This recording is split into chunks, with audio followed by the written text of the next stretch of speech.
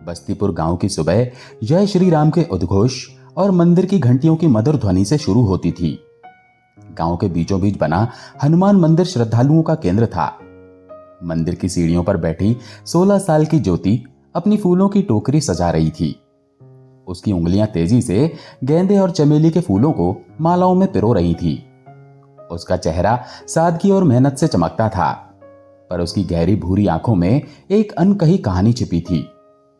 ज्योति की मां सावित्री 3 साल पहले एक सड़क हादसे में अपने पति को खो चुकी थी। उस हादसे ने न सिर्फ उनके परिवार को तोड़ा, बल्कि सावित्री की रीढ़ की हड्डी को भी चोट पहुंचाई, जिसके कारण वो व्हीलचेयर पर आ गई थी। अब ज्योति ही परिवार की एकमात्र कमाऊ सदस्य थी। फूलों की मालाएं बेचकर वो मां की दवाइयां, किराया और रोजमर्रा का खर्च चलाती थी। मां, आज मंदिर में भीड़ अच्छी होगी, ज्योति ने टोकरी में आखिरी माला सजाते हुए कहा। उसकी आवाज में उत्साह था, पर सावित्री की आंखों में चिंता की रेखाएं साफ दिख रही थी। उनकी फटी साड़ी ज्योति के दिल को चुभती थी। सावित्री ने धीमे स्वर में पूछा, बेटी, तू इतनी मेहनत क्यों करती है? तेरी उम्र खेलने कूदने की है, पर तू दिन रात बस चिंता में डूबी रहती है। ज्योति ने मुस्कुराकर मां का हाथ थामा और कहा, मां, तुम मेरे लिए सब कुछ हो और मुझे यकीन है बजरंगबली हमारी मदद करेंगे। मंदिर के पास एक छोटा सा तालाब था, जहां श्रद्धालु सिक्के फेंककर मन्नत मांगते थे। ज्योति की नजर एक 7 साल के बच्चे बंटू पर पड़ी।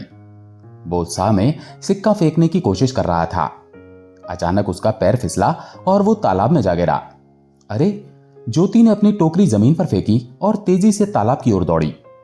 उसने पानी में छलांग लगाई और बंटू को पकड़कर बाहर निकाला। बंटू डर से कांप रहा था। उसका चेहरा पीला पड़ गया था। ज्योति ने उसकी पीठ थपथपाते हुए पूछा, बंटू, तू ठीक है ना?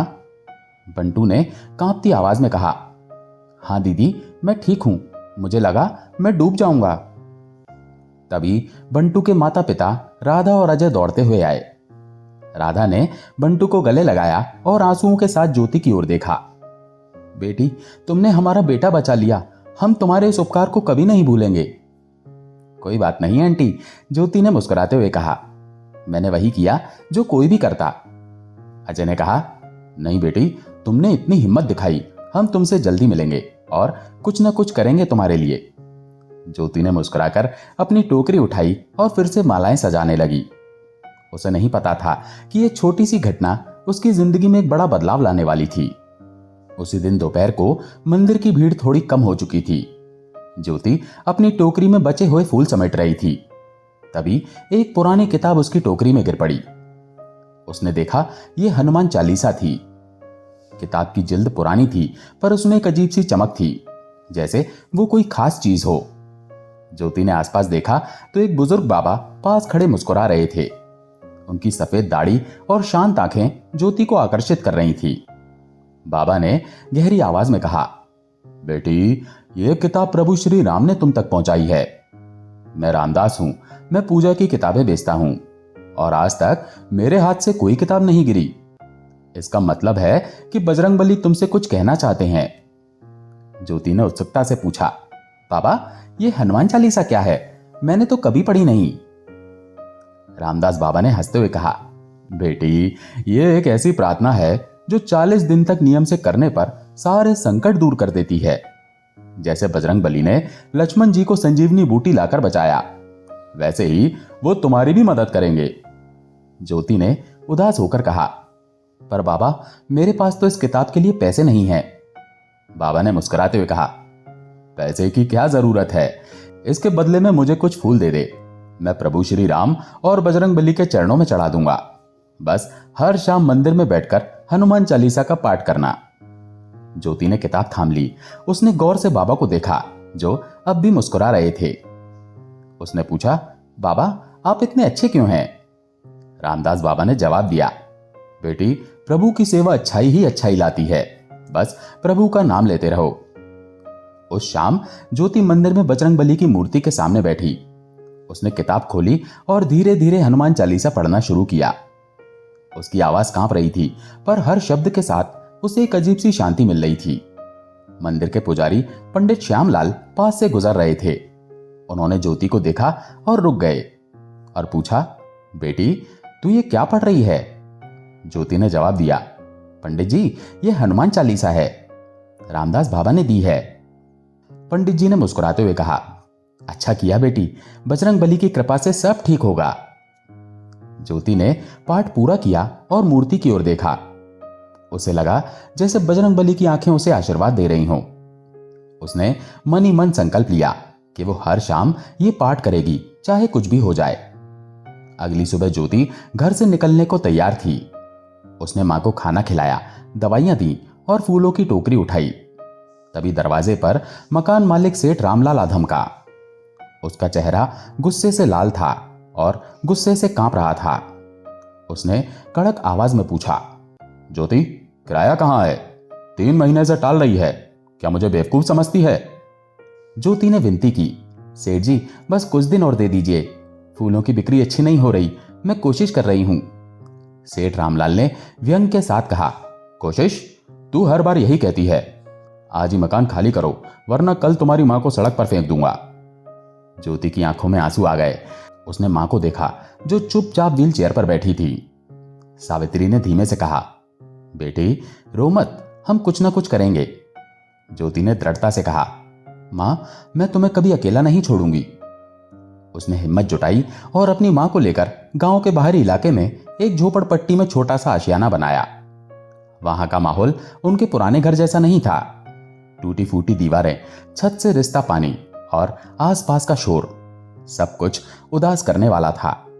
सावित्री ने पूछा, बेटी तू इतनी मेहनत क्यों कर रही है?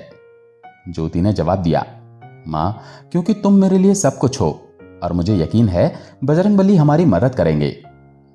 उस शाम ज्योति थकी हुई थी।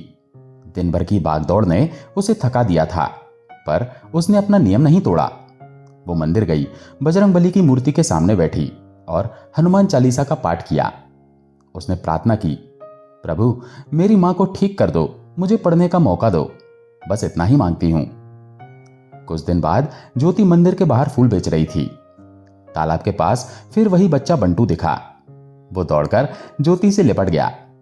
बंटू ने खुशी से चिल्लाया, दीदी मैं तुम्हें ढूंढ रहा था।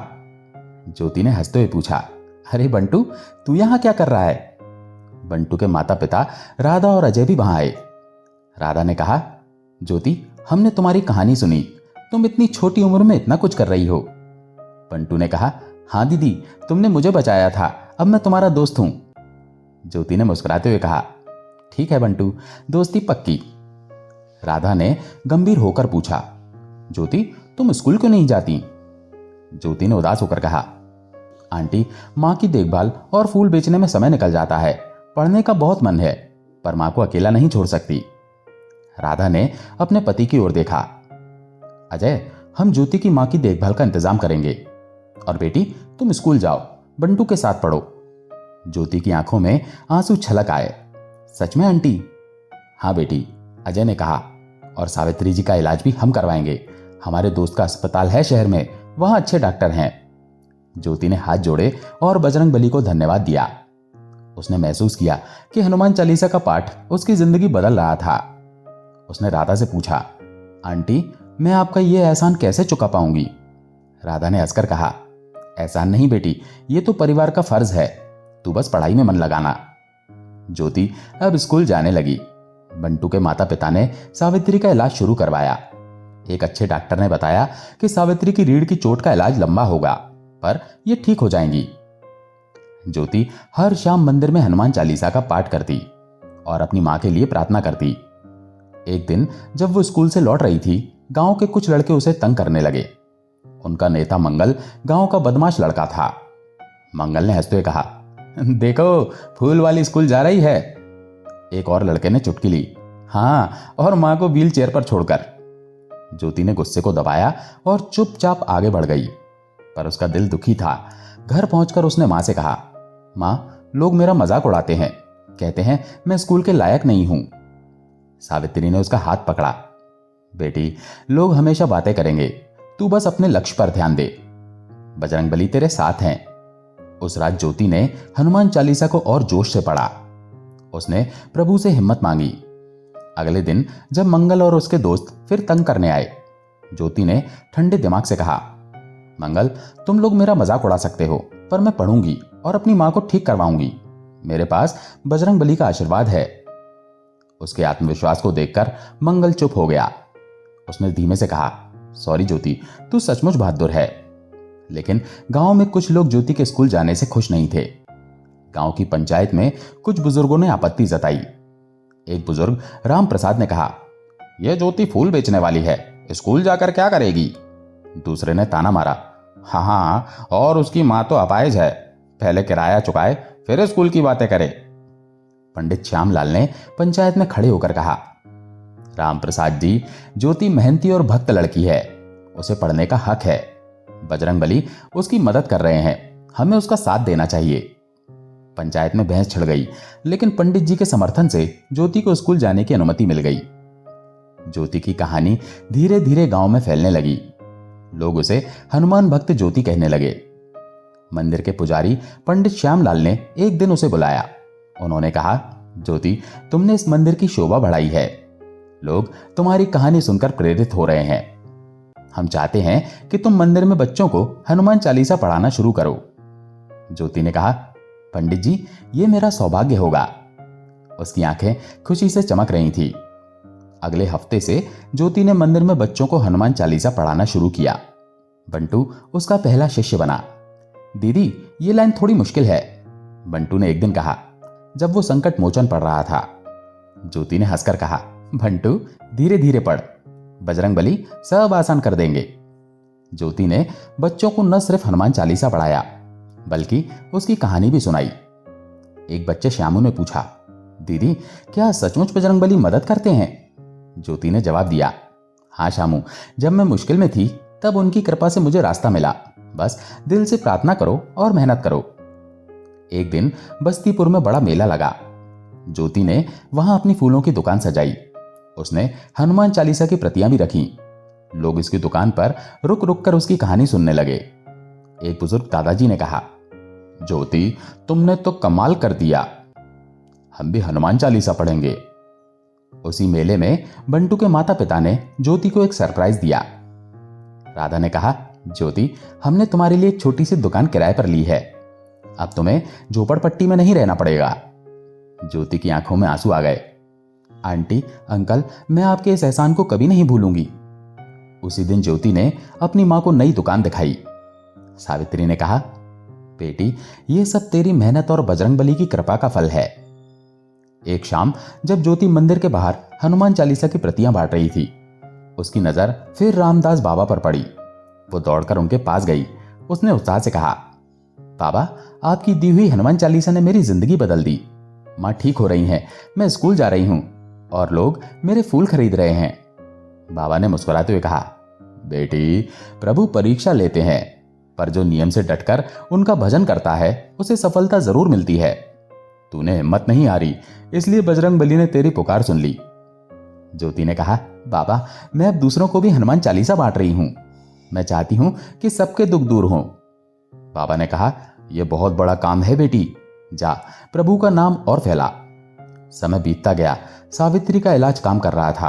अब वो थोड़ा थोड़ा चलने लगी थी। एक दिन जब ज्योति स्कूल से लौटी, उसने देखा कि सावित्री रसोई में खड़ी चाय बना रही थी। ज्योति ने खुशी से चिल्लाया, मां, तुम खड़ी हो? सावित्री ने मुस्कुराकर कहा, हाँ बेटी, ये सब तेरी प्रार्थनाओं और बजरंग बली की कृपा का कमाल है। उस रात ज्योति और सावित्री ने मिलकर मंदिर में विशेष पूजा की। ज्योति ने हनुमान चालीसा पढ़ा और मंदिर में मौजूद सभी लोग उसकी आवाज में खो गए। ज्योति की कहानी अब पूरे गांव में मशहूर हो गई थी। लोग उसे प्रेरणा की मिसाल मानते थे। उसने स्कूल में अच्छे नंबर लाए और अपनी मां की पूरी देखभाल की। सावित्री अब पूरी तरह ठीक हो चुकी थी और ज्योति के साथ फूलों की मालाएं बनाती थी। एक दिन गांव की पंचायत ने ज्योति को सम्मानित करने का फैसला किया। पंडित श्यामलाल ने कहा, ज्योति ने साबित कर दिया कि मेहनत, विश्वास और भक्ति से कोई भी मुश्किल आसान हो सकती है। ज्योति ने मंच पर खड़े होकर कहा, यह सब बजरंग बली की कृपा है और मेरी मां, रामदास बाबा और आप सभी के प्यार ने मुझे हिम्मत दी। मैं चाहती हूं कि हर कोई हनुमान चालीसा पढ़े और अपने दुखों से मुक्ति पाए। उस दिन ज्योति ने मंदिर में हनुमान चालीसा की सैकड़ों प्रतियां बांटी।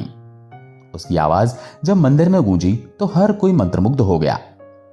जय बजरंगबली, ज्योति ने कहा और पूरा मंदिर उसकी आवाज में शामिल हो गया। ज्योति की कहानी एक साधारण लड़की की असाधारण यात्रा थी। उसने साबित कर दिया कि विश्वास और मेहनत से कोई भी सपना हकीकत बन सकता है। वो हर शाम मंदिर में हनुमान चालीसा पढ़ती और उसकी आवाज मंदिर के कोने कोने में गूंजती। बस्तीपुर का हर व्यक्ति उससे प्रेरणा लेता था। दोस्तों, आशा है ये कहानी आपको पसंद आई होगी। अगर पसंद आई हो तो वीडियो को लाइक करके कमेंट में जय श्री राम जरूर लिखें। चैनल पर अगर पहली बार आए हैं तो चैनल को सब्सक्राइब जरूर करें। जय श्री राम।